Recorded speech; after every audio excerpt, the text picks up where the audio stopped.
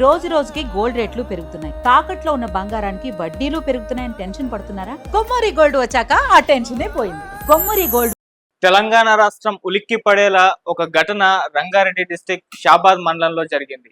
అంటే POCSO case నమోదు చేశారు తన మీద అని చెప్పేసి ఆ కసి పెట్టుకొని ఆ పగ పెట్టుకొని ఆ ఫ్యామిలీకి చెందిన ముగ్గురిని చంపేశాడు రాజ్ కుమార్ అనే ఒక వ్యక్తి. అలాగే తన ఫ్యామిలీని కూడా, తన భార్య పిల్లల్ని కూడా అత్యంత కిరాతకంగా చంపేశాడు. ఇప్పుడు ఈ ఘటన అటు రెండు తెలుగు రాష్ట్రాలు కూడా వైరల్ అవుతుంది. అయితే ఇంత కసి పెట్టుకొని అంత క్రూరంగా ఇతను చంపడం వెనకాల అసలు ఏముంది కారణం అని చూస్తే ఇక్కడ రెండు కారణాలు కనిపిస్తున్నాయి. ఒకటి, పోలీసుల నిర్లక్ష్యం కూడా దీనికి కారణం అని చెప్పేసి ఆ బాధిత కుటుంబం ఎవరైతే మొత్తం చనిపోయారో వాళ్ళ ఫ్యామిలీ, బంధువులు వీళ్ళందరూ కూడా ఆరోపిస్తున్నారు. మరొకటి, పోక్సో కేసు నమోదు చేశాడన్న ఒక పగ పెంచుకొని ఈ రకంగా అయితే తను బిహేవ్ చేశాడు. ఆల్రెడీ తనకి క్రిమినల్ మైండ్ ఉందని, క్రిమినల్ కేసులు ఉన్నాయని కూడా పోలీసులే ప్రకటించడం జరిగింది. సో మరి ఇంత పోలీసులు ఈ విధంగా ఇతని మీద కేసులు ఉన్నాయి, భూ తగాదాల్లో ఇతను ఇన్వాల్వ్ అయి ఉన్నాడని చెప్పేసి కూడా ప్రకటించినప్పటికీ అతని మీద పెద్దగా చర్యలు తీసుకోలేదు. అతను బెయిల్ మీద బయటకు వచ్చేసాడు.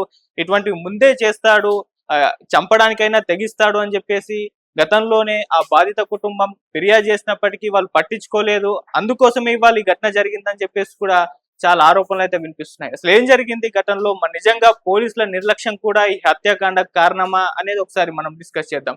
సో ఇది షాబాద్ మండలం దైవాలగూడలో జరిగింది. అక్కడ రాజ్ కుమార్ అనే వ్యక్తి ఉంటాడు. అతను ఇంటికి సమీపంలోనే ఇంకొక కుటుంబం ఉంటుంది. అక్కడ ఒక తల్లి, వాళ్ళ అమ్మ, అలాగే ఒక పాప, 17 ఏళ్ల పాప. అయితే ఈ బాలికని ఇతను రాజ్ కుమార్ అనే వ్యక్తి వేధించడం మొదలు పెట్టేశాడు. సో అమ్మాయి ఎక్కడికి వెళ్తే అక్కడికి ఇతను వెళ్ళడం, ఫాలో చేయడం, ఇటువంటివన్నీ కూడా చేశాడు. ఆ అమ్మాయి బస్సు ఎక్కడ ఎక్కుతుంది, ఎక్కడ దిగుతుంది, ఎక్కడ తిరుగుతుంది, ఇలా రెక్కి అంతా నిర్వహించి వేధించడం అయితే చేయడం అయితే జరిగింది. సో దీంతో వెంటనే ఆమె బాలిక కంప్లైంట్ ఇచ్చింది. వాళ్ళ ఫ్యామిలీకి చెప్పింది, అలాగే వాళ్ళ బంధువులకి చెప్పింది. సో వాళ్ళ బంధువులు ఏం చేశారంటే ఆ అమ్మాయికి ఒక సెక్యూరిటీ ఇచ్చే ప్రయత్నం చేశారు. ఈ బస్ దగ్గర ఎక్కించే దగ్గర ఒక పర్సన్ ని, మళ్ళీ అక్కడ స్కూల్కి వెళ్ళి రిటర్న్ అయ్యే ప్లేస్ లో ఒకరిని ఇలా పెట్టడం అయితే అలా ఆ పాపకి, ఆ బాలకి ఒక రక్షణ అయితే కల్పించడం జరిగింది. సో అయినా కూడా ఇతను వేధింపులు అయితే స్టార్ట్ చేశారు. సో ఇంకా ఇలా వేధింపులు వస్తున్న నేపథ్యంలో వాళ్ళ తల్లి ఏం చేసిందంటే స్కూల్ మాన్పించేసిందని చెప్తున్నారు. సో స్కూల్ మాన్పించేసింది. అయితే ఒక సందర్భాన్ని ఈ రాజ్ కుమార్ అనే వ్యక్తి అదునుగా తీసుకున్నాడు. అదేంటంటే ఆ బాలికకి ఎగ్జామ్స్ వచ్చాయి. ఎగ్జామ్స్ రావడం నేపథ్యంలో అక్కడ శంషాబాద్ లోకి వెళ్ళి ఎగ్జామ్ రాసింది. ఎగ్జామ్ రాసిన తర్వాత బయటకు వచ్చిన తర్వాత ఆ పాపని చేయి పట్టుకొని లాక్కెళ్లే ప్రయత్నం చేశాడు. అయితే అక్కడే వాళ్ళ మదర్ ఉంటే దాన్ని రెస్ట్రిక్ట్ చేసే ప్రయత్నం చేసినప్పుడు, దాన్ని ఆపే ప్రయత్నం చేసినప్పుడు, నీ తండ్రిని ఎట్లా చంపేశారో నీ కుటుంబాన్ని కూడా అలాగే చంపిస్తామని చెప్పేసి బెదిరించాడు ఈ రాజ్ కుమార్ అనే వ్యక్తి. సో చుట్టుపక్కల చాలా మంది ఉండడంతో అక్కడ బాలిక కాస్త సెక్యూరిటీ దొరికింది.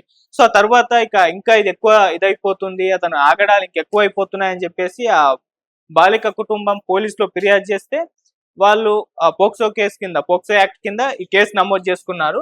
అయితే అరెస్ట్ చేయడంలో డిలే చేశారని చెప్పేసి ఇప్పుడు ఆ బాలిక ఫ్యామిలీ మెంబర్స్ ఆరోపణలు చేస్తున్నారు. ఇందాక ఈ ఘటన జరిగిన తర్వాత వాళ్ళు మీడియా ముఖంగా మాట్లాడడం అయితే జరిగింది. సో వాళ్ళు చెప్పేది ఏంటంటే, ఇంతలా వేధిస్తున్నాడు, చంపేస్తామని చెప్పేసి బెదిరించాడు. సో మేము ఫిర్యాదు చేసాం, వాళ్ళు పోక్సో యాక్ట్ కింద కేసు నమోదు చేసుకున్నారు. అప్పుడు మేము వెళ్ళి అడిగితే, అంటే పోలీసులు వాళ్ళు అడగడం జరిగింది, ఏంటంటే ఇలా పోక్సో యాక్ట్ కింద నమోదు చేశారు కదా, మరి ఇంకా అరెస్ట్ చేశారా లేదా అని అడిగితే అతను ఆ బెయిల్ మీద ఉన్నాడు, పట్టేసుకుంటాము, మీకు అంత టెన్షన్ పడాల్సిన పని లేదు, మేము చూసుకుంటాం అతన్ని అని చెప్పారు. సో పలుమార్లు ఇదే రీజన్ వెళ్ళిన ప్రతిసారి వాళ్ళకి చెప్పడం జరిగిందని వాళ్ళు చెప్తున్నారు. సో అలా పోలీసులు నిర్లక్ష్యం చేయడం వల్లనే ఈ ఘటన జరిగిందని చెప్పేసి వాళ్ళైతే ఆరోపిస్తున్నారు. అంటే ఇంతలా క్రిమినల్ మైండ్ ఉండి అతని మీద ఎన్ని కేసులు ఉన్నప్పుడు అతన్ని పోలీస్ స్టేషన్ లో ఉంచాలి కదా, ఇలా బెయిల్ మీద బయటకు పంపించడం ఏంటి అని కూడా క్వశ్చన్స్ రైజ్ అవుతున్నాయి. సో ఇతను ఆ తర్వాత వీళ్ళ ఒత్తిడికి మే 16th అతను అరెస్ట్ చేయడం అయితే జరిగింది. సో చాలా రోజుల పాటు అతను జైల్లోనే ఉన్నారు. అయితే మొన్న బయటకు వచ్చిన తర్వాత, సో వచ్చిన వెంటనే ఏం చేశాడు అంటే, ఇంత కసిపెంటి చేసుకున్నాడు, నన్నే అరెస్ట్ చేయిస్తారన్న కోపంతో ఉద్రేకపోయాడు. సో అతను ఆల్రెడీ వీళ్ళని పలుమార్లు బెదిరించాడు, నాకు పోలీసుల సపోర్ట్ ఉంది, వాళ్ళ సపోర్ట్ ఉంది, వీళ్ళ సపోర్ట్ ఉంది, వాళ్ళు ఏం చేస్తారు, నన్ను నేను డబ్బులు పడేస్తే వాళ్ళు ఇదైపోతారని పలుమార్లు వీళ్ళని బెదిరించిన సందర్భాలను కూడా వాళ్ళు గుర్తు చేస్తున్నారు. సో ఆయన ఏం చెప్పాడో ఆ నిందితుడు అన్నట్టుగానే చేశాడు. సో బెయిల్ మీద ఎప్పుడైతే బయటకు వచ్చేసాడో, వచ్చి రాగానే ఆ బాలిక ఫ్యామిలీ ఇంటికి వెళ్ళిపోయాడు. అక్కడ బాలికని బయటకు తీసుకెళ్లే ప్రయత్నం చేస్తున్నప్పుడు అడ్డొచ్చిన వాళ్ళ నానమ్మని, అలాగనే వాళ్ళ మమ్మీని ఇద్దరిని కూడా అతి కిరాతకంగా కత్తులతో నరికి చంపేశాడు. ఆ తర్వాత 3 కిలోమీటర్ల దూరం ఆ బాలికను తీసుకెళ్లి అక్కడ దగ్గరలో ఒక చెరువు ఉంటుందంట. ఆ చెరువు దగ్గర పీక కోసి చంపేయడం జరిగింది. సో అంత క్రూరంగా అయితే అతను రాజ్ కుమార్ అనే వ్యక్తి ఈ విధంగా బాలిక కుటుంబం మొత్తాన్ని కూడా దారుణంగా చంపేశాడు. సో ఆ తర్వాత మళ్ళీ ఇంకా ఏం జరిగిందని చూస్తే ఇది చాలా విచిత్రంగా ఉంది. సో పోలీసులు కూడా విచిత్రపోయే న్యూస్ ఇది. రివర్స్ ఇంటికి తిరిగి వచ్చేసి దైవాలగూడలో ఉంటుంది వాళ్ళ ఇల్లు. సో ఇంటికి రివర్స్ తిరిగి వచ్చేసి అక్కడ పడుకున్న భార్యని ఇద్దరు పిల్లలు కూడా చాలా 2 ఏళ్ల అబ్బాయి ఇంకా 4 ఏళ్ల అబ్బాయి ఇద్దరు చిన్న పిల్లలు వాళ్ళని కూడా అత్యంత కిరాతకంగా కత్తులతో నరికి చంపేశాడు. సో ఈ ఘటన పోలీసులు కూడా విస్తుపోయేలా చేసింది. బాలిక కుటుంబం ఏదైతే బాధిత కుటుంబం ఉందో వాళ్ళని చంపాడు అంటే పోక్సో కేసు కింద పెట్టారు కాబట్టి చంపేశారు. అసలు ఇతని ఫ్యామిలీ ఇతను ఎందుకు చంపుకున్నాడు అనేది మాకు కూడా అర్థం కావట్లేదని వాళ్ళు ప్రెస్ మీట్ లో చెప్పారు. సో ఏదేమైనా ఈ ఘటన మీద ఇప్పుడు అక్కడ ప్రజలు అక్కడ స్థానికులు అందరూ కూడా ఆగ్రహం వ్యక్తం చేస్తున్నారు. వాళ్ళు ఆందోళనకు దిగారు. ఎవరైతే ఉన్నాడో రాజ్ కుమార్ అతని మాకప్ప చెప్పండి, మేమే సరైన బుద్ధి చెప్తాం, మీ వాళ్ళు అవ్వట్లేదు అంటూ మీడియా ముఖంగా కూడా మాట్లాడుతున్నారు. వాళ్ళ ప్రధాన ఆరోపణ వచ్చేసరికి ఇక్కడ పోలీసుల నిర్లక్ష్యమే కనిపిస్తుందని, అన్ని కేసులు ఉన్నప్పటికీ అతన్ని జైల్లో ఉంచకుండా బయట తిరిగే విధంగా చేశారు. సో మేము చాలా సార్లు ఫిర్యాదు ఇచ్చినా కూడా పెద్దగా పట్టించుకోలేదు, వాళ్ళ నిర్లక్ష్యం ఈ రోజు ఇటువంటి ఒక హత్యాకాండకు దారితీసింది అన్నట్టుగా కూడా ఆరోపణలు అయితే చేస్తున్నారు. సో ఏదేమైనా ఇప్పుడు అతని మీద కేసు నమోదైంది. అప్పటికి కూడా అతను పరారిలో ఉన్నాడు. ఈ ఘటన జరిగిన తర్వాత ఆ బాధిత ఫ్యామిలీని చంపేసి ఆ తర్వాత తన ఫ్యామిలీని చంపుకున్న తర్వాత వాళ్ళ నాన్నకే ఫోన్ చేసి చెప్పాడు, ఈ విధంగా నేను చంపేశాను అని చెప్పేసి ఫోన్ చేసి చెప్పి ఎక్కడికో పరారైపోయాడు. ఆ తర్వాత రాజ్ కుమార్ వాళ్ళ ఫాదర్ షాబాద్ పోలీస్ స్టేషన్ లో ఫిర్యాదు ఇచ్చి ఇలా జరిగిందండి, మా కొడుకు చేశాడని నాకే ఫోన్ చేశాడని చెప్తే వాళ్ళు అప్పుడు వచ్చి చూడడం అయితే జరిగింది. సో ఇప్పుడు అతని మీద కేసులు ఇంకా చాలా ఉన్నాయి, అవి నమోదయ్యాయి. ఇప్పుడు అతని కోసం గాలింపు చర్యలు అయితే చేపట్టారు. సో ఇంకా దొరకలేదు, అతను ఇంకా బయట ఉంటే చాలా మందిని చంపుతాడు, ఇంకా పోలీసులు పట్టుకోలేదు అని కూడా ఆందోళన చేస్తూ అక్కడ ఫ్యామిలీ మెంబర్స్ మాట్లాడడం అయితే జరిగింది. సో ఇప్పుడు ఈ ఘటన అటు తెలంగాణ రాష్ట్ర వ్యాప్తంగా కూడా సంచలనం క్రియేట్ చేస్తుంది. 6గురిని చంపేసిన ఘటన అంటే ఈ మధ్య కాలంలో తెలంగాణ రాష్ట్రంలో ఎక్కడ కూడా జరగలేదు.